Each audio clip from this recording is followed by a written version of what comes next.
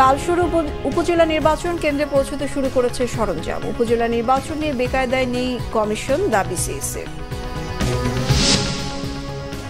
Dummy ও প্রতারণা নির্বাচনের সাথে জনগণ নেই, রিজভির মন্তব্য। বললেন আগামীকালও জনগণ ভোট দিতে যাবে না। জুলাই থেকে জনপ্রতিনিধিদের মাধ্যমে সব এলাকায় চালু হবে ন্যায্য মূল্যের দোকান, দাঁড়াতে হবে না লাইনে, জানিয়েছেন বাণিজ্য প্রতিমন্ত্রী। দেখছিলেন বিআরবি কেবল সংবাদ শিরোনাম, এবার বিস্তারিত। রাত পোহালে প্রথম ধাপের ১৪০টি উপজেলায় ভোট অনুষ্ঠিত হবে। কেন্দ্রে কেন্দ্রে যাচ্ছে নির্বাচনী সরঞ্জাম। আইনশৃঙ্খলা রক্ষায় পুলিশ, র্যাবের পাশাপাশি মোতায়েন করা হয়েছে বিজিবি।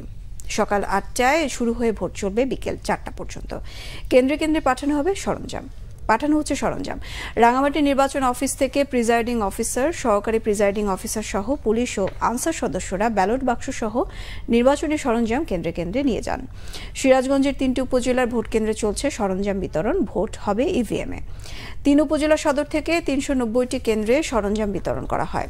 ১৪০টি কেন্দ্রে চেয়ারম্যান, ভাইস চেয়ারম্যান ও মহিলা ভাইস চেয়ারম্যান পদে ১৬৩৫ জন প্রার্থী প্রতিদ্বন্দ্বিতা করছেন। প্রথম ধাপে বিনা ভোটে জয়ী হয়েছেন চেয়ারম্যান পদে ৮ জন, ভাইস চেয়ারম্যান পদে ১০ জন এবং মহিলা ভাইস চেয়ারম্যান পদে ১০ জন। সোমবার মধ্যরাতে শেষ হয়েছে প্রচারণা। ২৩ ও ২৯ মে দ্বিতীয় ও তৃতীয় ধাপ এবং ৫ জুন হবে শেষ ধাপের উপজেলা নির্বাচন। উপজেলা নির্বাচন নিয়ে বেকায়দায় নেই কমিশন। দলীয় প্রতিদ্বন্দ্বিতা নয়, প্রার্থীদের প্রতিদ্বন্দ্বিতাকে গুরুত্ব দিচ্ছে নির্বাচন কমিশন, বলেছেন প্রধান নির্বাচন কমিশনার কাজী হাবিবুল আউয়াল। উপজেলা নির্বাচনের প্রথম ধাপের সার্বিক চিত্র নিয়ে এক সংবাদ সম্মেলনে তিনি এসব কথা বলেন। বিস্তারিত জানাচ্ছেন সৈকত সাদিক। ৮ মে বুধবার উপজেলা নির্বাচনের প্রথম ধাপের ১৪০ উপজেলায় ভোট হবে। এর মধ্যে ইভিএমে ভোট হবে ২২ উপজেলায়। মঙ্গলবার রাজধানীর আগারগাঁও নির্বাচন ভবনে সংবাদ সম্মেলনে এর বিস্তারিত তুলে ধরেন সিইসি কাজী হাবিবুল আউয়াল।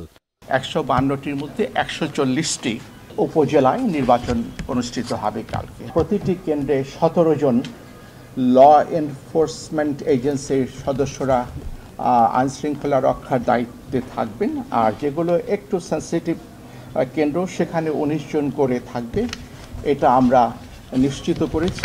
নিরপেক্ষ নির্বাচনের উপর জোর দিয়ে সিইসি বলেন, নির্বাচনের প্রার্থীর পক্ষে মন্ত্রী এমপিরা যাতে প্রভাব বিস্তার করতে না পারে, কোনো ধরনের অনিয়ম না হয় সে বিষয়ে সংশ্লিষ্টদের নির্দেশনা দেওয়া হয়েছে।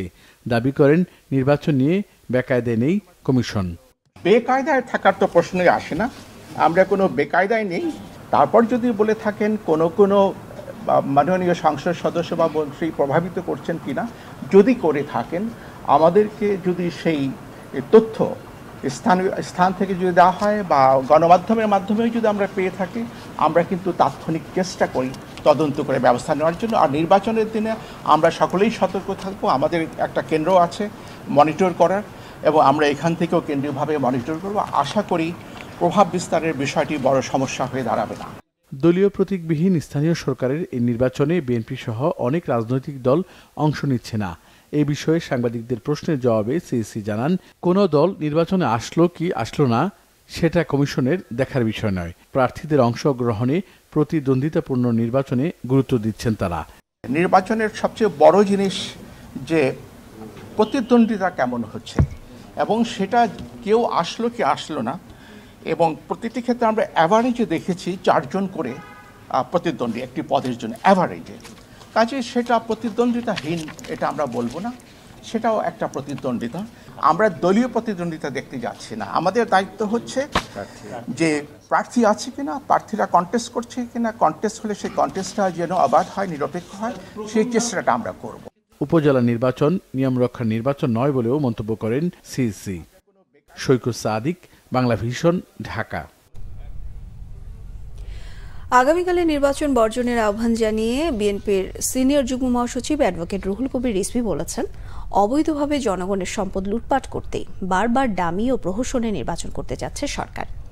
উপজেলা নির্বাচন বর্জনে জাতীয়তাবাদী মহিলা দলের উদ্যোগে সকালে রাজধানীর বনানীতে জনসাধারণের মাঝে লিফলেট বিতরণ করেন বিএনপির সিনিয়র যুগ্ম মহাসচিব রুহুল কবির রিজভী। এ সময় তিনি বলেন, গণমাধ্যমের খবর বেরিয়েছে জনগণের সম্পদ লুটপাট ও দুর্নীতি করে ক্ষমতাসীন দলের প্রার্থীদের অবৈধ সম্পদ পাহাড় করার কথা।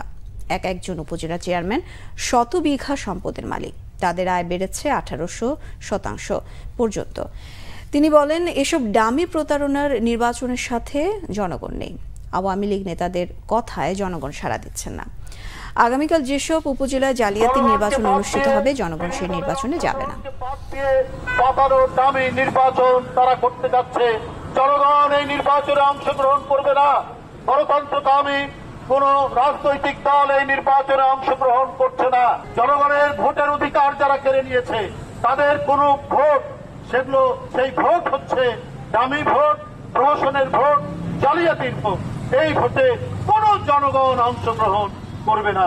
আমরা আগামীকাল থেকে যে 4 দফা উপজেলা নির্বাচন হচ্ছে, সেই নির্বাচন বাতিলের জন্য সারা বাংলাদেশে আপনাদের যারা আত্মীয় স্বজন ভাই বোন রয়েছে সবাইকে বলবেন, কেউ যেন ভোট কেন্দ্রে না যায়, এই দাবি সরকারকে যেন কেউ সমর্থন না করে।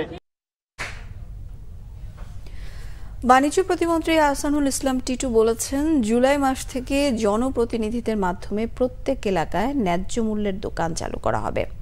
টিসিবির পণ্যের জন্য আর যাতে কাউকে লাইনে দাঁড়াতে না হয়, সেজন্য এই উদ্যোগ নেওয়া হচ্ছে বলেও জানান প্রতিমন্ত্রী। বলেন, বর্তমানে খোলা ট্রাকে টিসিবির যেসব পণ্য বিক্রি হয়, তার সাথে অন্যান্য নিত্য পণ্য সংযুক্ত করার পরিকল্পনা রয়েছে। রাজধানীর বাড়িধারায় দেশব্যাপী 1 কোটি ফ্যামিলি কার্ডধারী নিম্ন আয়ের পরিবারের মাঝে মে 2024-এর টিসিবি পণ্য বিক্রয় কার্যক্রমের উদ্বোধন অনুষ্ঠানে তিনি এসব কথা বলেন। এ সময় ফ্যামিলি কার্ডধারী নিম্ন আয়ের মানুষের হাতে টিসিবির পণ্য তুলে দেন প্রতিমন্ত্রী।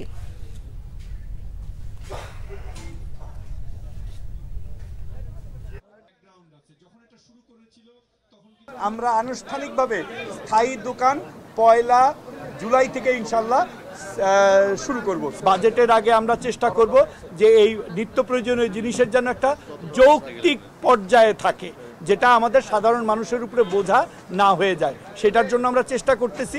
মাননীয় প্রধানমন্ত্রীও অনেক পণ্য, যেমন ছোলায় কিন্তু কোনো ডিউটি নাই, পেঁয়াজ এখানে কিন্তু একটা মুসুরির ডালে নাই, সো অনেকগুলাই নাই। আমরা যৌক্তিক পর্যায়ে বাকিগুলা নিয়ে আসার জন্য চেষ্টা করব। সরকার স্বীকার না করলেও ডলার সংকটে বিদেশিদের পেমেন্ট দিতে পারছেন না, এতে দেশের ভাবমূর্তি ক্ষুণ্ণ হচ্ছে বলেছেন সেন্টার ফর পলিসি ডায়ালগ সিপিডির সম্মানীয় ফেলো ডক্টর দেবপ্রিয় ভট্টাচার্য।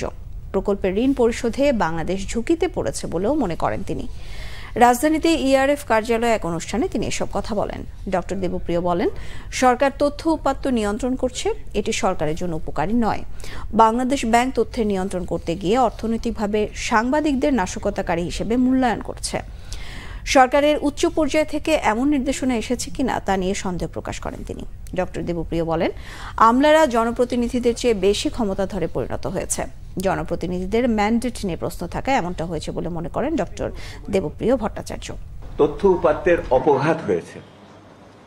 আগে যদি এখানে দৃষ্টিশক্তির অসুবিধা থাকতো, এখন সর্বাঙ্গে এখানে অপঘাত হওয়াতে এক ধরনের বৈকল্যই চলে এসেছে। এই অপঘাত বা আঘাতপ্রাপ্ত তথ্য উপাত্তের এই পরিস্থিতি দুটো বিষয় আছে।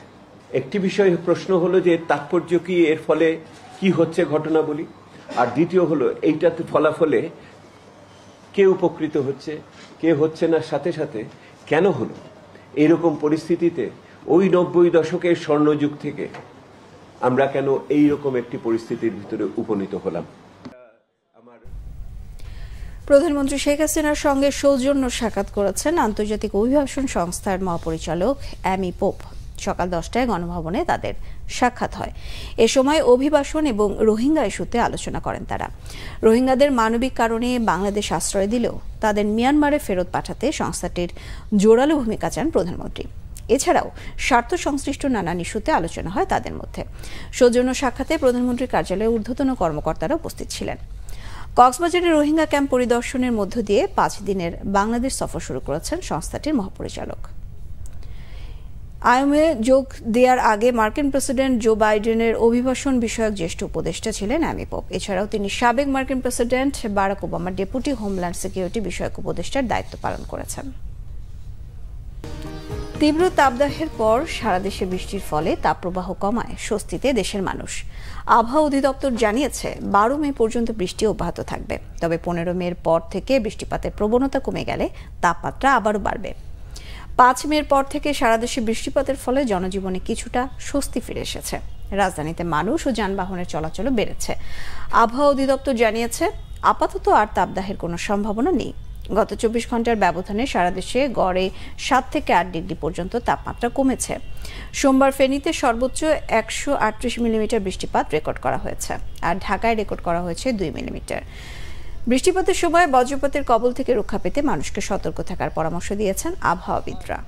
বাতাসের স্পিড বেড়েছে, জলীয় বাষ্পের যোগান বেড়েছে, ফলে আমার যে বজ্রপাত, সে বজ্রপাতের প্রবণতা বৃদ্ধি পেয়েছে। আর এই বজ্রপাত থেকে আমাদের আসলে রক্ষা পেতে হলে আমাদের এই বজ্রঝড় কিন্তু দীর্ঘস্থায়ী হয় না, আধা ঘন্টা থেকে 1.5 ঘন্টা হয়ে থাকে। এই সময় আমরা বলবো জনগণ যাতে সতর্কতা অবলম্বন করে নিরাপদ আশ্রয় থাকে, কারণ এই বজ্রঝড়ে কিন্তু আমাদের বাংলাদেশে অনেক প্রাণহানি ঘটে থাকে। সেই জন্য এই স্বল্প সময়ের জন্য হলেও নিরাপদ আশ্রয় যাতে থাকে। সংবাদ শেষ করব বিআরবি কেবল শিরোনামগুলো আরেকবার জানিয়ে।